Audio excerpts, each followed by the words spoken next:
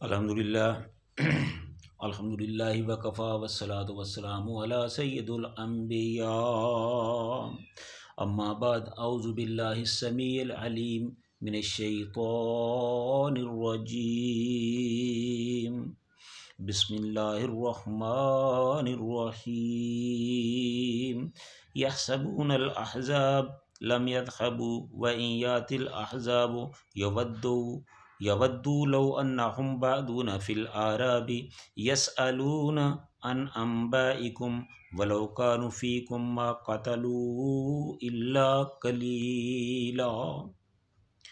यहसबूनल अहज़ाबि lump यज़हबू, वो गुमान करते हैं, वो ख्याल करते हैं कि कुफ़ार के लश्कर अभी गए नहीं। व इन यातिल अहज़ाब, और ये कि वो कहीं दोबारा ना आ जाएं। यवद्दू लौ अन्नहुम बादूना फिल आराबि, वो ख्वाहिश करते हैं कि काश कि हम बेशक हम कहीं जंगलों में होते और जो वहाँ देहाती रह रहे हैं उनके अंदर हम उनके साथ हम भी होते। यसअलूना अन अंबाइकुम, वो तुम्हारे बारे में सवाल करते। वलो कानू, और अगर होते फ़ीकुम, तुम्हारे अंदर या तुम में, मा क़तलू, तो ना लड़ाई करते, ना जंग करते, इल्ला कलीला, मगर बहुत थोड़ा। यहाँ अल्लाह ताला ने मुनाफ़िकीन का ज़िक्र किया है, जैसा कि मुनाफ़िकीन का ही तज़किरा चल रहा है। जैसा साबिक़ा आयत में भी इसी बारे में अल्लाह ताला ने फरमाया, और इस आयत में भी अल्लाह ताला ने मुनाफ़िकीन के बारे में ही फरमाया है कि उनका क्या ज़हन है, उनका मुआशरे में क्या किरदार है, वो क्या सोचते हैं, क्या चाहते हैं। यहसबूनल अहज़ाब लम यज़हबू, ये उनकी बुज़दिली की तरफ इशारा किया गया है कि हालांकि दुश्मनों के लश्कर तो जा चुके हैं, लेकिन वो अंदर बैठकर इस तरह दबके बैठे हैं, छुप के बैठे हुए हैं कि वो बाहर निकले ही नहीं, उनको सूरत हाल का पता ही नहीं।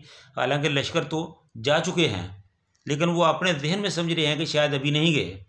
लेकिन जब उनको इस चीज़ सिलसिले में बताया गया कि वो तो जा चुके हैं, तो वो उन्होंने ये नहीं कहा कि चलो हमारी जान छूटी, बल्कि उसने आगे का सोचा है कि वह इन यातिल अहज़ाब, के अगर वो दोबारा आ गए तो क्या होगा।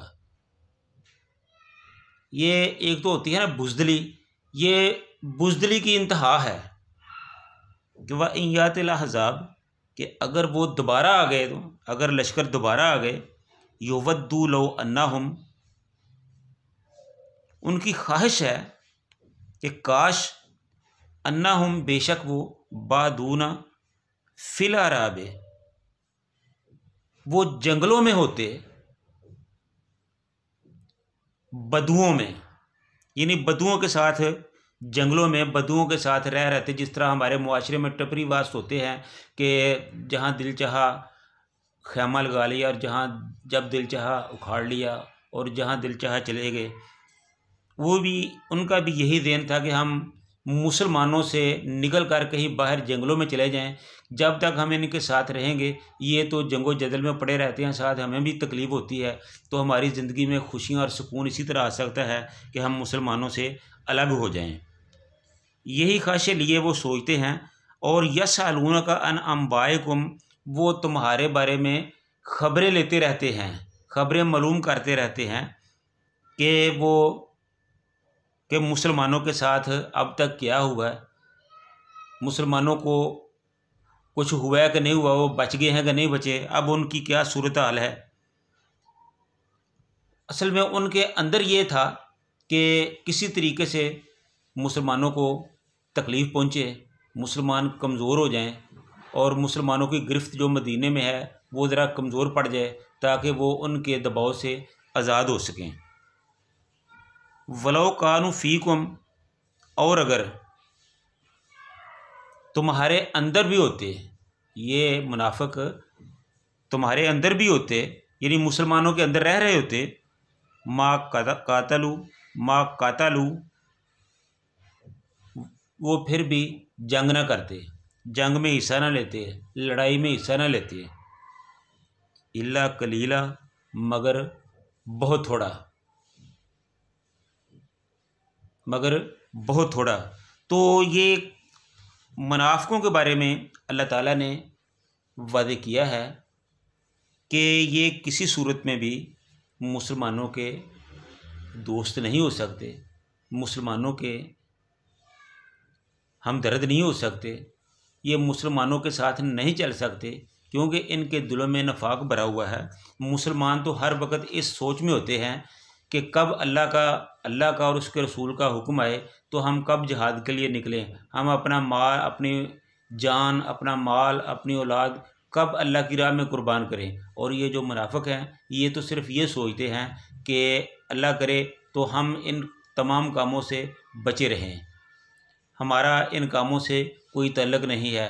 इन लोगों ने तो, यानी मुसलमानों ने तो हमारी ज़िंदगी को अजीर्ण किया हुआ है, कभी उसके साथ जंग करते हैं, कभी उसके साथ जंग करते हैं, कभी इन पर हमला हो जाता है तो ना ये खुद सुकून में रहते हैं, ना हमें ये रहने देते हैं। तो काश इन बातों से तंग आकर वो कहते हैं कि काश कि हम जंगलों में चले जाते, वहाँ जो बदवी रहते हैं उनके साथ मिलकर हम भी रहते और इस माहौल से हम बच जाते, हम इस जंगो जदल से बच जाते, हमें किसी किस्म का कोई ख़तरा ना होता, हमारी ज़िंदगी खुशियों से भरी होती, हम अपनी मर्ज़ी से जी सकते, हम अपनी मर्ज़ी से रह सकते। तो मुसलमानों के साथ रहकर तो हमें नमाज़ पढ़नी पड़ती है, रोज़ा रखना पड़ता है, जिहाद करना पड़ता है, अल्लाह के दीगर अहकामात पर अमल करना पड़ता है। तो हम अकेले ही होते तो हम इन तमाम पाबंदियों से आज़ाद होते, हमें कोई कहने वाला, कोई पूछने वाला ना होता। और उनकी ये ख्वाहिश थी कि वो काश कि वो जंगलों में चले जाएं जहाँ देहाती रहते हैं, हम भी उनमें शामिल होते और वहाँ रहकर मुसलमानों के बारे में पूछते रहते कि मुसलमानों के साथ अब क्या बना है, मुसलमान अभी हैं या ख़त्म हो गए हैं, मुसलमानों के साथ उन्होंने क्या सलूक किया, ये उनकी अपने अंदर की सोच ही। लेकिन अल्लाह ताला ने तो मुसलमानों के साथ नुसरत का, फ़तह का, मदद का वादा किया हुआ है। तो अल्लाह ताला ने हमेशा मुसलमानों को फ़तह दी, हर जंग में मुसलमान कामयाब और कामरान रहे। ये मुनाफिकों के दिल की बातें थी जो दिल में ही रह गई। तो हमें भी चाहिए कि अपने अंदर से नफाक को ख़त्म करें, क्योंकि जो नफाक है ये अल्लाह की रहमत को नहीं आने देता। ये नफाक इंसान के दिमाग में जब आ जाता है, दिल में आ जाता है, तो ये इंसान के अंदर बुज़दिली को पैदा करता है, ये बहादुरी को ख़त्म कर देता है। तो हमें चाहिए कि हम सही मुसलमानों वाली ज़िंदगी बसर करें, हर वक्त इसी ताक में रहें कि अगर हम अल्लाह ताला को, हमारे दीन को, इस्लाम को हमारी ज़रूरत पड़ी तो हम अपनी जानें, अपना माल, अपनी औलादें, हर चीज़ अल्लाह के लिए कुर्बान करने के लिए हम वक्त तैयार हैं। तो अल्लाह ताला हमें इस्लाम पर, रसूलुल्लाह सल्लल्लाहु अलैहि वसल्लम के फ़रमान पर अमल करने की तौफ़ीक़ अता फ़रमाए। व आखिरु दावाना अनिल हम्दुलिल्लाहि रब्बिल आलमीन।